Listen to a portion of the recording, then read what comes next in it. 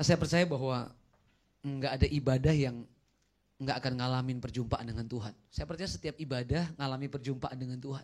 Nah cuman masalahnya setiap orang ngalami perjumpaan Tuhan itu berbeda-beda gitu ya. Ada yang udah worship 10 kali belum berasa Pak gitu ya. Belum ada yang dirasain gitu ya. Ada yang udah baru sekali, ada yang belum nyanyi baru sampai di tempat ini dia udah ngalami Tuhan. Nah itu tergantung dari siapa? Dari hubungan kita dengan Tuhan. Karena boleh tolong slide-nya? Oke. Nah, saya mau sampaikan beberapa waktu yang lalu, saya sudah sampaikan kepada tim Praise and Worship di tempat ini. Tapi ada hal sebetulnya yang saya mau sampaikan yang satu lagi, tapi tiba-tiba waktu kita nyembah Tuhan, Tuhan seru, Tuhan ajar saya untuk ingatkan kita juga bahwa kita ini adalah orang-orang yang kita ini dibentuk oleh Tuhan, didesain oleh Tuhan. Jadi gini, panggilan tertinggi sama orang Kristen itu gini, menyembah Tuhan. Amin. Jadi panggilan tertinggi sama kita tuh dikasih Tuhan itu untuk menyembah Tuhan. Nanti kelak sudah waktu kita di sorga, kerjaan kita apa? Ya worship, cuman menyembah Tuhan. Nah makanya gini, Tuhan ciptakan Tuhan ciptakan kita di dunia ini untuk apa? Untuk menjadi penyembah Dia.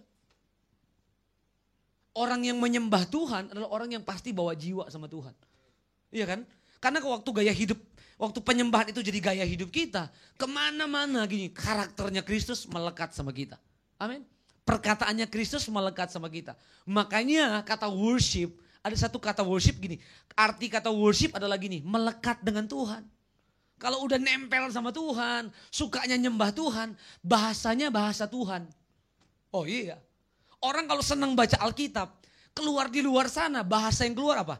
Bahasa Alkitab pasti. Tindakan yang keluar apa? Tindakan Alkitab. Apa yang ada di Alkitab itu yang kita lakuin. Nah kenapa ada orang Kristen di luar sana yang jadi batu sandungan? Bahasanya gitu. Kok Kristen tapi kok ngomongnya aduh. Gitu kan? Kok Kristen tapi perbuatannya aduh gitu ya. Harusnya waktu orang lihat kita, mereka harus lihat Yesus. Supaya waktu mereka lihat kita, mereka lihat Yesus, mereka bilang ini, wow keren banget tuh orang. Pantesan hidupnya berbeda. Pantesan keluarganya berbeda. Pantesan hari-harinya tuh berbeda. Kenapa? Ada Kristus di dalam kita. Makanya kita bilang ini, kalau kita ada di dalam Kristus, kita adalah apa? Ciptaan yang baru. Karena Yesus ada di dalam kita. Ada dua hal yang harus ada di pihak Tuhan, di pihak Tuhan adalah apa gini? Melakukan bagiannya atas kita. Nah pihaknya kita apa? Melakukan bagian kita atas Tuhan.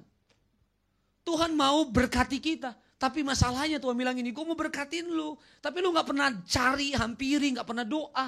Bagaimana gue mau berkati? Sebab gini, saluran berkat itu akan disalurkan lewat apa? Keintimanmu dengan Tuhan. Makanya gini, kalau seorang worship leader, singers gak suka, aku senang nyanyi aja deh. Gak mau doa, gak bisa. Aku doa aja deh, gak suka worship, gak suka nyanyi, gak bisa. Ini satu kesatuan yang gak bisa dipisahkan. Ya pendoa ya worshipers. Ya kan penyembah ya pendoa. Apakah cuman itu bagian jadi jemaat atau orang yang melayani? Bukan. Bagian setiap kita yang melayani. Sudah ada slide-nya? Oke. Yang ini nih. Makanya saya bilang gini. Kita nyanyi tadi. Dan ku ingin mengenal. Nah pertanyaannya gini. Seberapa dalamkah kita mengenal Tuhan? Iya kan? Seberapa dalam pengenalanmu akan Tuhan? Harus dalam. Supaya kita ngerti hatinya Tuhan. Gitu ya. Enggak cukup cuma setiap hari Minggu datang ke gereja. Itu enggak cukup banget. Enggak cukup cuma datang di ibadah youth begini. Enggak cukup. Harus di rumah kita bangun hubungan dengan Tuhan. Makanya seberapa dalam kita mengenal Tuhan. Sedalam itu kita akan apa? Ngalami Tuhan. Saya bilang gini. Ada orang bilang gini. Enggak berasa ya hari ini worshipnya. Enggak ada hadirat Tuhan. Loh. Yang ngomong gak ada hadirat Tuhan gitu. Orang itu 100% gak nyembah kok. Gak worship. Saya gak percaya orang yang sudah nyembah Tuhan. Nangis-nangis berseru sama Tuhan. Gak ngalami Tuhan. Saya gak percaya. Yang saya percaya kalau engkau menyembah Tuhan. Engkau bawa hatimu, penyembahanmu, hidupmu sama Tuhan. Engkau pasti ngalami Tuhan. Amin. Pasti ngalami Tuhan. Nah makanya nih. Tolak ukurnya gini. Kedalaman keintiman kita sama Tuhan. Kalau gak pernah intim sama Tuhan, engkau gak bakal. Makanya gini, Daud adalah orang yang berkenan di hati Tuhan. Karena dia melakukan apa? Segala kehendak Tuhan. Nah pertanyaannya gini, kita melakukan segala atau separuh. Gitu kan? Kalau kita melakukan segala, kita akan menjadi kesukaannya Tuhan. Aku berkenan. Perkataannya gini, dari semua rasul, dari semua imam, dari semua tokoh Alkitab, cuman Daud doang ini bilang gini, aku berkenan. Coba kamu cek deh. Aku berkenan. Bahasa berkenan tuh gini, aku suka banget sama kamu Daud. Wow, kamu tuh keren banget. Ut pendeknya deh. Kamu keren banget Ut gitu. Daud tuh kamu hebat banget, aku suka banget. Wow, kenapa Daud menjadi kesukaannya Tuhan? Karena gini, yang dia inginkan cuma Tuhan. Iya kan, waktu buat kesalahan dia bilang gini, jangan ambil rohmu dalam hidupku. Wah keren banget. Waktu kita buat sesuatu yang salah, aduh Tuhan tolong dong keluarga gue, tahta gue jagain dong. Enggak itu yang Daud minta. Jangan ambil rohmu, dia percaya gini, kalau tanpa roh Tuhan yang memimpin dia. Gak kuat dia pimpin Israel, gak kuat dia pimpin kerajaannya, gak kuat. Maka dia bilang gini, wow kayak Musa gitu. Musa tuh gitu. Boleh di G. Sudah waktu Musa itu dia mau pimpin bangsa Israel. Dengan kekuatannya gak bisa. Terus tapi dia bilang gini, bila engkau tak besertaku, ku tak mau berjalan, ku perlu Tuhan. Apa? Pimpin langkahku. Oh Israel tuh keras tengkuk, gak bisa dibilangin. Makanya dia bilang ini, kalau Tuhan gak jalan di depan gua gak mau jalan. Ya percuma dong gua jalan kalau Tuhan gak pimpin, Tuhan gak arahkan. Artinya apa? Dia minta arahan Tuhan. Karena keintiman mereka membuat mereka tajam. Itu ya. Karena ketajaman rohani itu saudara lahir dari apa? Hubungan dengan Tuhan. Tuh. Sedalam apa kita merasakan Tuhan, sedalam itu juga kita akan menyaksikan tentang Tuhan. Berapa banyak kita yang punya kesaksian tentang kasih kebaikan Tuhan. Harus semua kita bisa nyaksiin Tuhan. Waktu kita ketemu dengan orang yang belum kenal Tuhan, wah dia pengen rasain Tuhan, dia pengen kenal Tuhan. Dari siapa? Dari kita. Waktu dia ngobrol dengan kita, dia tanya, iya, wah Tuhan gua keren banget. Tuhan gua keren banget. Iya, aku doa gak perlu teriak-teriak. Cuman masuk dalam apa? Alkitab ngajarin kita ketika kita berdoa apa? Masuk dalam kamar, kunci pintu, berlutut berdoa. Tuhan dengar doa kita? Dengar. Kalau yang teman kita di luar sana udah teriak-teriak. Apa kabar? Apa kabar? Gak dijawab-jawab juga. Tapi kalau kita tutup apa? Tutup pintu, berlutut, panggil dia apa? Papa. Yang satu lagi panggilnya apa? Om. Gak datang juga, gak ditolong juga. Tapi kita panggil dia apa? Papa. Karena gini, dia ingin merasakan hubungan Bapa dan anak. Wah makanya gini, perlu yang namanya keintiman, perlu pengenalan akan Tuhan. Seberapa dalam sih pengenalan kita akan Tuhan? Ini pertanyaan besar buat kita loh, buat saya juga. Seberapa dalam kita mengalami Tuhan? Karena gini, kalau kita cuma ngalamin Tuhan 5, yang kita bisa saksikan cuma berapa? Ya cuma 5 itu doang, gak bisa lebih. Nah orang Kristen harus banyak ngalamin apa? Pengalaman pribadi dengan Tuhan. Kalau enggak, wow, kita bisa tinggalin Tuhan dengan mudah teman-teman, bener. Karena gini, gak dalam pengenalan akan Tuhan, gak dalam ngalami Tuhan. Saya melayani Tuhan sebagai worship leaders masuk tahun ke-22. Ya, pengalaman di tengah-tengah pelayanan, di tengah-tengah keluarga banyak banget. Bahkan ada banyak lagu yang saya tulis, Tuhan izinkan lagu itu saya ngalamin dulu. Gitu ya. Karena gini, ternyata lagu yang kita tulis, yang Tuhan kasih sama kita, kalau kita gak ngalamin secara pribadi, paling dinyanyiin di gereja bertahan berapa bulan sih, berapa tahun sih selesai. Tapi lagu yang dialami, yang apa ya, lagu yang jadi pengalaman pribadi dengan Tuhan, wah itu powerful. Waktu orang nyanyi, itu gini, ada roh di dalam itu yang cerita sama kita, ih bener nih, gue ngalamin Tuhan. Sudah tahu usia lagu ini berapa? Boleh di-game? Gak tahu deh. Menyenangkanmu senang. Ini tahun berapa nih tulisnya? Saya gak ngerti, waktu saya masih kecil di gereja, saya tahu melek mata, udah dinyanyiin perasaan lagu ini. Tapi gini, kenapa sampai hari ini tuh kayak setiap dinyanyiin, powerful banget lagunya, iya kan? Kayak waktu kita nyanyiin, wow. Kenapa? Yang bikin ini, yaitu dia pengalaman pribadi dengan Tuhan. Nah waktu kita ngalamin pengalaman pribadi dengan Tuhan, kita bisa cerita banyak tentang Tuhan. Kita bisa saksikan banyak tentang Tuhan. Karena ternyata yang mengalahkan kekuatan iblis itu apa? Kesaksian kita loh. Makanya di sini nih, sebelum saya tunjuk 1 2 orang bersaksi. Ya, ternyata gini, yang mengalahkan kuasa maut, kuasa iblis itu gini, kesaksian kita. Kesaksian tentang apa? Tentang Yesus. Iya kan? Makanya orang Kristen harusnya gini, boleh sih saksiin, gue diberkatin, gue dapat mobil keren banget, tiba-tiba waktu gue jalan ada orang-orang lewat tuh, bapak-bapak lewat. Lu belum punya mobil, nih ambil aja mobil lu, mobil gue buat lu. Wih, itu perlu disaksiin, itu kasih Tuhan juga. Tapi gini, yang powerful gini, waktu kita lagi sakit, nggak bisa nyanyi, tapi gini kita paksa hidup kita untuk worship. Wah itu kesaksian, itu yang iblis takut. Karena iblis nggak bisa buat itu, nggak bisa kasih itu. Makanya dia mau curi apa? Penyembahan kita. Sudah tahu waktu bangsa Israel dari tanah Mesir, dari Mesir di bawah penjajahan Babel, yang diambil apa? Perabotan bait Allah, betul nggak? Yang diambil semua perabotan bait Allah, semua kambing domba, dibawa kemana? Ke Babel. Kenapa mau dibawa ke Babel? Supaya gini, Israel nggak bisa apa? Nggak bisa menyembah, nggak bisa bawa korban. Loh kalau kambing domba udah diambil, burung merpati udah diambil, apa yang mau dipersembahkan di bait Allah? Ya nggak ada kan. Untuk menghadap Tuhan harus bawa apa? Harus bawa persembahan itu, kambing domba itu diambil. Supaya apa? Supaya Israel nggak bisa nyembah Tuhan. Nah hari-hari ini bukan bicara tentang kambing, domba, tapi gini. Iblis mau curi damai sejahteramu supaya engkau nggak bisa nyembah Tuhan. Iblis mau curi kreativitasmu supaya engkau nggak bisa menyembah Tuhan. Makanya yang top tuh kesaksian waktu kita saksikan. Saya lagi sakit. Harusnya gak boleh datang ke gereja. Harusnya gak bisa datang ke gereja. Tapi gue paksain untuk datang ke gereja untuk worship. Itu yang perlu kita saksiin.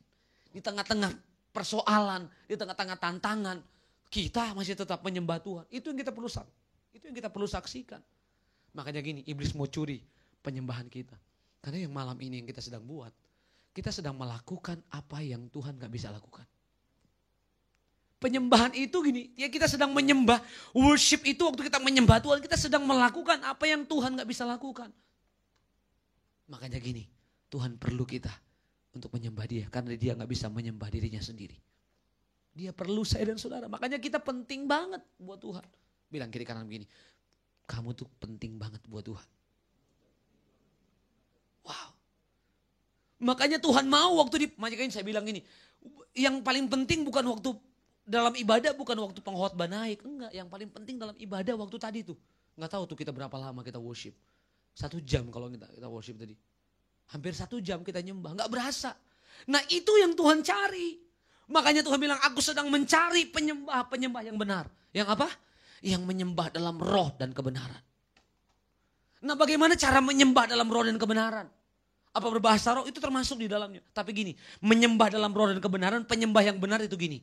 Pikiran, perkataan sama tindakan kita sama. Waktu kita berdiri menyembah Tuhan, Alkitab bilang gini, engkau sedang berdiri menyembah Tuhan dalam roh dan kebenaran. Karena gini, kalau di pikiranmu sama perkataanmu gak sama, maaf, engkau tidak sedang menyembah dalam roh dan kebenaran. Karena gini, engkau gak fokus sama Tuhan.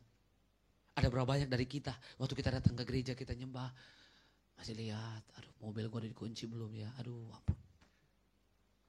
Lagi worship, kata pacar gue dia mau nyusul kok belum ada ya, gitu ya. Tuhan gimana nih Tuhan, waktu kita sedang worship kita gak connect dengan Tuhan.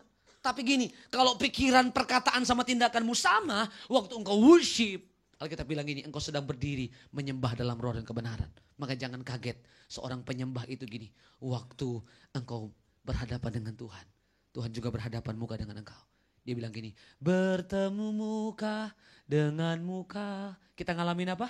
Ngalami Tuhan. Karena ujung dari penyembahan kita pasti terjadi mujizat. Percayalah. Memang generasi ini nih, generasi zaman now ini nih sedang berhadapan dengan tantangan yang besar di depan. Musuh kita di depan tuh gede banget. Ya, musuh kita di depan tuh banyak cara untuk jatuhin kita. Untuk curi penyembahan kita, untuk tarik kita kepada hal-hal yang enggak. Tapi saya mau bilang gini, kalau kedalaman keintimanmu sama Tuhan, Engkau merasakan Tuhan dalam. Enggak semudah itu imanmu goncang di luar sana. Ya kan? Enggak semudah itu iblis tarik kita. Kenapa? Karena iblis mau tiru itu. Iblis mau kalau gini, Tuhan itu senangnya apa? Yang Tuhan senangnya apa? Penyembahannya yang dia cari apa? Penyembahan kita atau kita yang difokus sama siapa dia? Fokus sama kita kan? Jadi waktu kita menyembah, Tuhan fokus bukan sama penyembahan kita. Artinya gini, waktu kita datang, kita memberi persembahan sama Tuhan, Tuhan bukan fokus sama persembahan kita loh. Tuhan bukan fokus sama ini yang kita persembahkan, enggak. Tuhan itu beda, waktu kita kasih, Tuhan fokus sama kita. Bukan sama ini. Tapi waktu kita bawa ini, jangan bawa yang sembarangan. Iya kan? Jangan bawa yang asal-asalan dong. Oh enggak, Tuhan enggak fokus sama apa yang kita kasih kok. Iya, tapi gini, bawa yang terbaik. Sebab Tuhan paling ngerti. Bahkan gini, dia jauh lebih mengerti kita ketimbang hidup kita sendiri. Makanya gini, Tuhan gak pernah fokus sama ini. Kalau ini sudah terbaik yang kamu punya, Tuhan fokus sama kita. Maka jangan heran waktu kita memberi, kita diberi. Amin. Waktu kita menyembah Tuhan, kita ngalamin mujizat Tuhan. Tapi kalau iblis cara kerjanya beda. Dia fokus kepada ini. Orangnya dia apa? Alkitab bilang ini, dia curi, dia bunuh, lalu dia binasakan. Dia curi damai sejahteramu, dia curi sukacitamu. Dia bunuh apa? Penyembahanmu. Lalu yang terakhir, kalau udah binasa itu udah bicara masuk neraka itu udah habis, selesai hidup kita. Udah di tangannya dia. Makanya ingat, iblis mau curi itu dari kita. Makanya hari ini, seberapa dalam engkau menyembah Tuhan. Yang kita mesti tahu Tuhan penting banget dengan ini, dengan penyembahan kita. Makanya saya bilang gini, worship itu bukan bicara tentang musik dan lagu, aransemen. Wih keren ya, wih luar biasa, ih suaranya melengking loh. Wah suaranya bagus loh, wah suaranya tinggi. Bukan itu fokus penyembahan. Fokus penyembahan itu pada apa? Pada hubungan. Pada keintiman. Nah kalau sudah baca, makanya saya bilang gini. Enggak, makanya saya mau bilang gini. Worship itu sudah bahasa, kalau kita baca dari kitab Matius sampai dengan kitab Wahyu, itu banyak kali menulis satu kata worship. Tulis dengan kata apa? Proskuneo. Apa artinya proskuneo? Ini, mencium. Ini kok gak ada. Itu dia tuh. Artinya apa? Worship artinya mencium. Mencium tuh bahasa apa? Bahasa hubungan, bahasa keintiman. Nah untuk membangun hubungan, membangun keintiman, perlu apa? Membutuhkan waktu, membutuhkan apa? Perjuangan, membutuhkan pengorbanan. Waktu yang lagi pacaran nih, pasti ada perjuangannya di situ. Ada waktu yang dikorbankan, betul gak? Rumahnya di Bekasi, pacarnya di Lebak Bulus. Wah keren banget tuh. Atau di Tangerang ya, keren baru itu. Jam 5 habis ngantor, udah jalan, jemput, mau jalan kemana, terus jalan antar lagi. Ya paling sampai ke Bekasi jam 2-an lah, jam 3 subuh lah, ya kan. Ada yang ngalamin itu? Kok kita bisa enjoy, sukacita tetap, gak berasa. Jakarta, Bekasi Tangerang gak berasa. Kenapa gak berasa? Loh, kita lagi jatuh cinta di situ, kita lagi bangun keintiman kok. Mana mau berasa? Udah keluar banyak biaya itu. Iya kan? 5 tahun pacaran, enggak jadi pula. Waduh, udah habis berapa tuh? Iya kan? Bensin bolak-balik, belum ajak makan. Kalau habis makan bayar setengah-setengah ya, boleh juga sih. Iya kan? Tapi ini kan enggak kita yang bayar semua. Lu mau bangun keintiman perlu waktu. Saudara kesini, itu perlu waktu loh, perlu perjuangan. Udah kesini, udah disuruh kasih persembahan. WL suruh angkat 2 tangan, turun lagi. Kanan 2 kali, kiri 2 kali. Maju mundur, cantik gitu, udah gitu. Iya kan? Disuruh apa, kita mau lakukan. Kenapa? Itu karena kita mau mengasihi Tuhan. Betul kan? Ini kan berkorban. Tapi gini, korbanmu gak akan pernah sia-sia. Makanya penyembahan itu bicara tentang apa? Mencium. Mencium itu bahasa apa? Bahasa keintiman. Yang hanya bisa dilakukan oleh siapa? Pasangan suami istri. Jadi gini, suami istri ini tipologi daripada apa? Kerajaan Allah. Bagian dari kerajaan Allah ini Tuhan sedang ajarkan sama kita. Di kerajaan Allah hanya ada ini nih, keintiman sama Tuhan. di dalam keintiman apa? Ada keterbukaan, nggak ada, wah nggak boleh. Suami istri, saya punya anak 3. Anak udah 3, bu, kecil-kecil begini anak udah 3. Udah, anak udah berapa? Oh belum. Saya doain nih biar ntar. Iya. Anak, kita udah banyak jiwa kita loh. Itu anaknya 2, ini anaknya 3, 6, oh baru 2 ya? Oh iya. Udah ini udah buatan berarti udah mau ketiga. Iya. Kita udah bawa, ini doang Tadi yang kamu bilang tadi mana? Nah tadi dia ada ngelirik-ngelirik sesuatu tadi dia. Ntar aja habis ibadah katanya. Baru. Nah untuk bangun hubungan ini, wah itu nih. Perlu pengorbanan. Makanya nih, datanglah kerajaanmu di bumi seperti di surga. Kerajaan surga di bumi itu di mana? Di keluarga. Maaf kalau kita salah pilih pasangan hidup. Neraka bro. Pada pasti neraka itu. Bener, saya menikah, wah dengan istri saya orang Manado, istri saya orang Jawa. Saya bisa bayangin Manado ngomong aja dibilang marah, ya kan? Manado, Ambon itu orang Jawa sih. Ini nggak tahu orang apa. Dia orang Makassar, ya. Kita ngomong aja udah bilang marah. Ketemulah dengan si Jawa itu, saudara. Waduh, 3 bulan rumah tangga saya bahagia. Kemana-mana gandengan. Ayo yang. Hati-hati yang ada besi yang. Itu 3 bulan tuh. Masuk bulan ke-4. Besi kok kamu gak lihat sih? Gitu, udah gitu tuh. Setahun, aduh. Bukan setahun. 7-8 bulan itu, neraka. Waduh, bener. Itu kayak dibakar terus. Ini, waduh, baru ketahuan kan. Wah istri kok begini ya. Dulu gak begini perasaan. Kok berubah banget gitu. Jadi berubah gitu. Jadi kalau kita mau cari pasangan yang cocok, gak ada yang cocok Pak, Bu. Kok Pak Bu sih?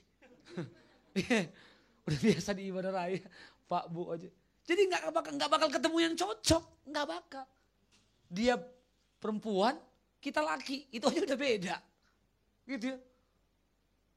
Sekarang aja nih, laki sama laki, tetap aja gak cocok. Loh iya dong, iya kan? Ngeri loh sekarang loh. Laki sama laki, perempuan sama perempuan. Najis. Lu gak bakal ketemu yang cocok, bener. Saya ngerasain neraka tuh. Tapi saya udah janji sama Tuhan, sehidup. Saya berjanji di hadapan Tuhan, hamba Tuhan dan rekan dan saudara seiman. Saya akan mencintai, mengasihi, menerima engkau dalam suka dan duka, gemuk atau kurus. Iya kan? Miskin atau kaya. Saya mau terima engkau apa adanya. Wow. Itu udah berjanji di altar itu. Nggak bisa dicabut tuh janji. Nggak bisa tukar tambah. Nggak bisa. Kalau bisa tukar tambah udah lama mah kita tukar tambah. Tapi nggak bisa. Sekali dalam seumur hidup.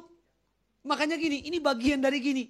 Waktu engkau cari pendamping hidupmu hari ini, saya mau bilang. Buka mata lebar-lebar. Karena kalau udah merit, udah diberkati sama pendeta. Udah harus tutup mata rapat-rapat. Nggak bisa lagi. Udah gak bisa lagi gitu. Gak bisa lagi. Makanya gini, suami istri itu harus bangun keintiman. Nah saya mau tarik dalam penyembahan. Makanya gini, waktu kita lagi worship, lagi nyembah Tuhan, cium Tuhan. Amin. Waktu kita lagi worship, hampiri dia, cium Tuhan. Artinya gini, bangun keintiman sama Tuhan. Rindukan dia, worship, sembah dia, perlukan dia. Wow. Itu yang harus kita kerjakan. Baru gini, pengorbanan kita, perjuangan kita, waktu kita gak sia-sia. Nah buat apa kita udah korban, ya udah memberi, udah mati-matian melayani Tuhan. Tapi gini, kita gak sampai kepada kerajaan Allah. Sayang banget. Sayang banget. Makanya waktu kita worship, cium dia. Temukan pribadinya. Baru gini, gak ada bahasa gini. Gak ngangkat ya. Gak ada hadirat Tuhan ya. Karena kita cium dia. Baru yang kedua, kata worship atau kata proskuneo. Gini, seperti anjing menjilat tangan Tuhannya. Wow, keren banget. Yang suka piara anjing ada? Ada yang suka piara anjing di sini? Oh iya. Bro siapa namanya? Erik. Oh Harry ya? Lu pulang ke rumah ini nih. Pasti lu, anjing lu lari-lari. Kalau dia bisa ngomong dia bilang Harry. Dia samperin. Dia apa? Apa yang dia lakuin? Lompat dia. Dia cium. Wow, dia cium kita, saudara. Rasa-rasanya dia mau peluk kita. Nah, ini bicara tentang apa sih? Ekspresi kasih dari apa? Ekspresi kasih dan cinta kepada Tuhan yang apa? Memelihara, menjaga, merawat. Ini bahasa apa? Bahasa kasih dan ucapan syukur. Makanya kata proskuneo Tuhan pakai ini nih. Seperti anjing menjilat tangan Tuhannya. Harusnya waktu kita datang ke gereja, apa yang kita lakukan? Kita hampiri Tuhan. Bilang begini, Tuhan terima kasih ya. Aku hidup sampai hari ini tuh karena Tuhan loh. Aku ada keluarga, ada mama, papa, sekolah, bisa kuliah. Semua karena anugerah Tuhan. Semua karena kasih karunia Tuhan. Waktu duduk di sini, engkau perkatakan ini. Mengasihi Tuhan, mengucap syukur. Tuhan bilang ini keren banget penyembahanmu. Nah, makanya gini, Tuhan gak pernah sabar, gak pernah tahan curahkan berkat, kesembuhan, pemulihan sama siapa? Sama orang yang mengasihi dan senang mengucap syukur.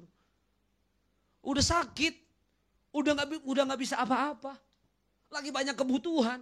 Tapi waktu datang di gereja, yang kita pentingin Tuhan. Bukan pentingin masalah kita. Makanya belajar, waktu datang worship nih, kita punya masalah. Tapi gini, sisihkan dulu masalah kita. Jangan satu pun bilang gini, waktu duduk di sini nih. Makanya gini saya bilang gini, penyembah yang benar itu gini. Waktu datang worship sama Tuhan, enggak mikirin apa yang kita sukai, enggak mikirin apa yang kita mau dapatkan. Tapi gini, cuman mikirin apa, gimana saya mau kasih yang terbaik buat Tuhan. Datang worship gak bilang gini, Tuhan tahu kan kau punya banyak masalah. Uang kuliah udah 12 bulan belum dibayar. Udah mau dikeluarin gue. Atau mama papa gue lagi dalam kesusahan nih. Wah, gue ditinggal pacar gue Tuhan. Padahal gue sayang banget sama dia. Gue udah korbanin semuanya sama dia. Ya kan, gue bayarin. Wah, gue jemput. Capek banget gue. Tapi kok gue diputusin. Ya. Nggak datang bawa itu. Tapi gini, waktu dalam masalah, persoalan, tekanan. Cuma bilang gini, Tuhan, aku mengucap syukur untuk apa yang kau hadapi hari ini. Dan aku mau berkata, engkau tetap baik. Wow, sorga lihat kita, dia bilang gini, keren banget tuh bro. Makanya disitulah Tuhan gak tahan untuk berkati dan curahkan berkatnya atas kita. Sampai di sini berapa saudara yang mengerti bahwa Tuhan sedang mencari penyembah-penyembah yang mau menyembah dengan kasih dan ucapan syukur. Beri tepuk tangan yang terbaik buat Tuhan. Poin yang terakhir saya mau sampaikan gini saudara. Kata worship itu proskuneo bicara tentang gini. Bersujud, membungkukkan diri, merebahkan diri. Artinya gini, menghormati, menghargai dan mentaati Tuhan. Kalau saudara menghormati dan mentaati Tuhan, jangan kaget. Saudara akan dikasih tahu Tuhan hal-hal yang nanti akan terjadi ke depan. Bahkan gini, saudara akan lihat penjagaan Tuhan sempurna atas kita.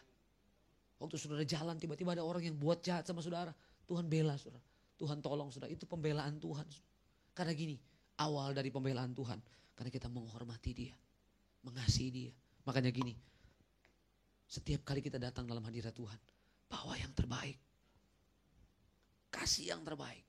Kasih yang terbaik itu bukan hanya bicara tentang duit. Enggak, bukan itu. Bicara tentang apa? Bicara tentang penyembahan kita, seluruh hidup kita kasih sama Tuhan. Pikiran kita kasih sama Tuhan.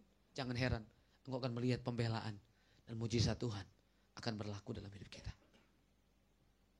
Yuk kita bangkit berdiri bersama-sama.